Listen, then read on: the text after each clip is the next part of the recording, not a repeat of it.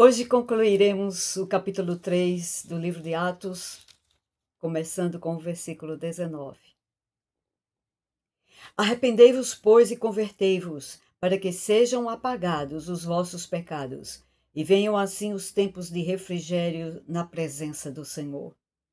E envie ele a Jesus Cristo, que já dantes vos foi pregado, o qual convém que os céus contenha até os tempos da restauração de tudo, dos quais Deus falou pela boca de todos os seus santos profetas desde o princípio. Porque Moisés disse: O Senhor, vosso Deus, levantará dentre vossos irmãos um profeta semelhante a mim. A ele ouvireis em tudo quanto vos disser. E acontecerá que toda a alma que não escutar este profeta será exterminada dentre o povo. E todos os profetas, desde Samuel, todos quantos depois falaram, também anunciaram esses dias. Vós sois os filhos dos profetas e do concerto que Deus fez com os vossos pais, dizendo a Abraão: na tua descendência serão benditas todas as famílias da terra.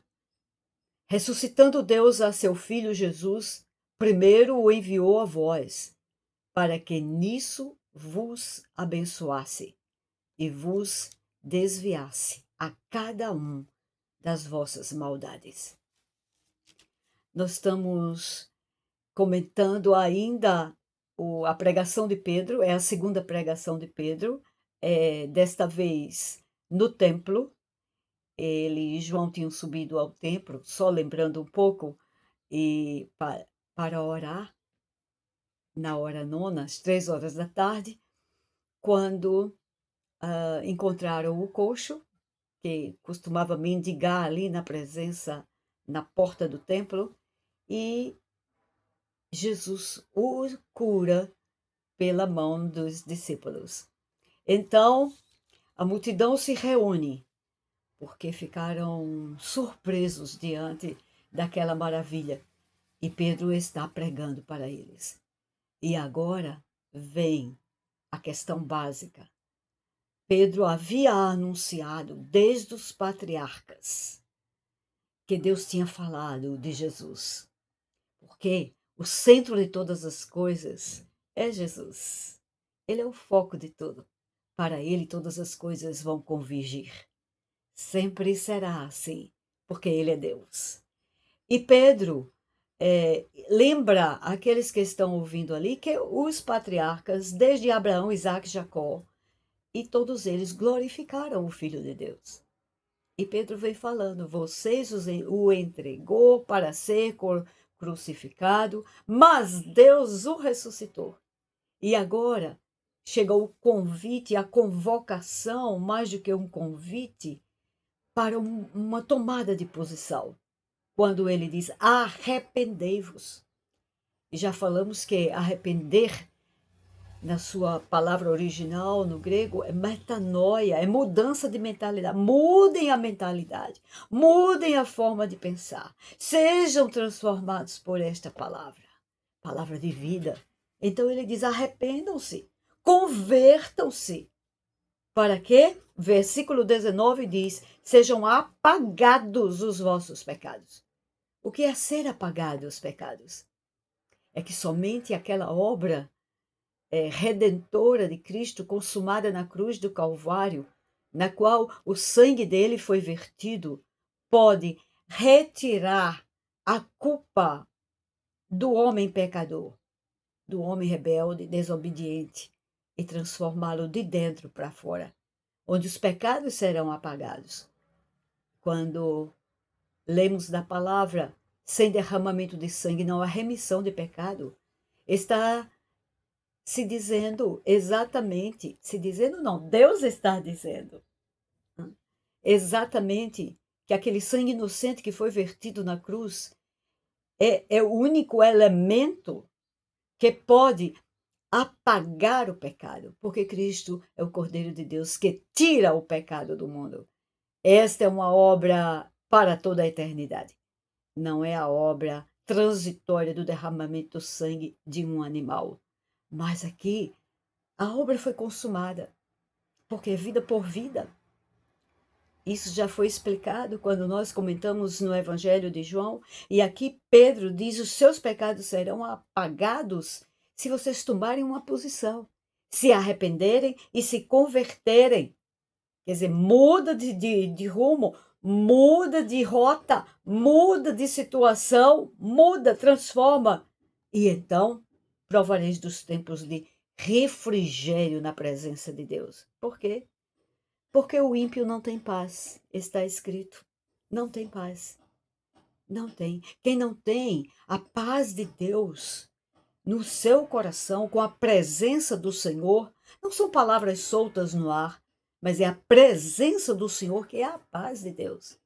Falar paz é uma coisa, gozar a paz, receber a paz, viver a paz que excede todo o entendimento, que vai além de todo o entendimento, como está escrito nas cartas de Paulo, é ter Jesus como Senhor, como Salvador, como Redentor, Libertador, como guia para toda a vida. E então Pedro está dizendo: arrependam-se e vocês vão receber o refrigério que vem da presença do Senhor.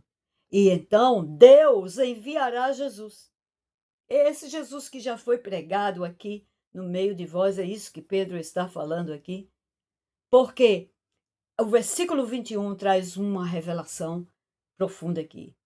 Ele está no céu à destra do Pai. Nós sabemos disso pela palavra de Deus. E Pedro diz aqui: convém que o céu o contenha, porque ele foi e enviou o Espírito Santo. O céu o contenha até que, essa expressão até que, nós sabemos que ela vai trazer um limite de tempo, até que os tempos da restauração de tudo chegue, porque Deus vai restaurar todas as coisas. Todas as coisas ficaram contaminadas pela traição do homem lá no Jardim do Éden.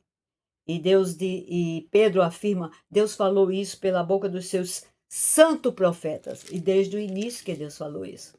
Então agora Pedro lembra aquela promessa que Deus deu a Moisés quando guiou o povo, retirou o povo do cativeiro. E Pedro lembra esta promessa para o povo, porque ele está lembrando as escrituras e mostrando que já foi dito, que Deus já foi anunciado para um povo que conhecia o que é profecia, porque sabia que a palavra de Deus se cumpre. Deus fala aos seus profetas. E essa palavra não cai por terra, ela vai se cumprir. Então, Pedro aqui lembra o que está escrito em Deuteronômio. Nós vamos até lá, capítulo 18 de Deuteronômio, quando Deus fala para Moisés, e Moisés fala para o povo: o Senhor teu Deus te despertará um profeta do meio de ti, de teus irmãos, como eu. A ele ouvireis, conforme tudo o que pedistes ao Senhor teu Deus em Horebe, no dia da congregação, dizendo: não ouvirei mais a voz do Senhor meu Deus, nem mais verei este grande fogo, para que não morra. Eles temeram quando Deus apresentou-se lá em Horebe, no Monte Sinai, e o monte fumegava e tremia, e eles temeram. E então Pedro está lembrando, Deus falou para Moisés que ia levantar um profeta. E o versículo 19, que Pedro também faz lembrar, daqui de Deuteronômio, está escrito assim, mesmo capítulo de Deuteronômio, do versículo 19, diz: e será que qualquer que não ouvir as minhas palavras, que ele falar em meu nome, eu o requererei dele. O que está escrito então? O que significa isso? Deus já havia avisado que ia levantar um semelhante a Moisés. Semelhante, não igual. Moisés era mortal. Jesus é imortal. A morte não poderia detê-lo, porque ele é Deus. E Deus avisou para o povo: eu vou levantar, eu vou trazer. Agora, escutem as palavras dele. Versículo 23 do livro de Atos, capítulo 3. Pedro traz a mesma palavra. E acontecerá que toda alma que não escutar este profeta será exterminada dentre o povo. E lá está escrito: eu vou requerer, porque aquele que não tem um encontro com Jesus, que não abre o coração para recebê-lo, está perdido nos seus pecados, porque Jesus é o único Salvador. Ele é o único caminho que leva para o Pai. E Pedro lembra ao povo: olha, todos os profetas falaram disso, desde Samuel. O povo conhecia esses profetas. E principalmente esses que estão sendo mencionados aqui, os patriarcas e Moisés, os principais, Davi, Samuel e todos quanto depois dele, todos os profetas também anunciavam os dias da redenção, o dia do Senhor também. Olha aqui, versículo 25 diz: vocês são os filhos desses profetas. Vocês são aqueles que estão na aliança, no concerto de Deus, na aliança de Deus. Ele está trazendo as escrituras e mostrando: vocês são os filhos dele. Essa promessa é para vocês. E Pedro lembra aquela ocasião em que Deus chama Abraão. Nós vamos lá para o livro de Gênesis agora, capítulo 12, ler os primeiros versículos do chamado de Abraão, da promessa de Deus para Abraão. E esta promessa fala de Cristo.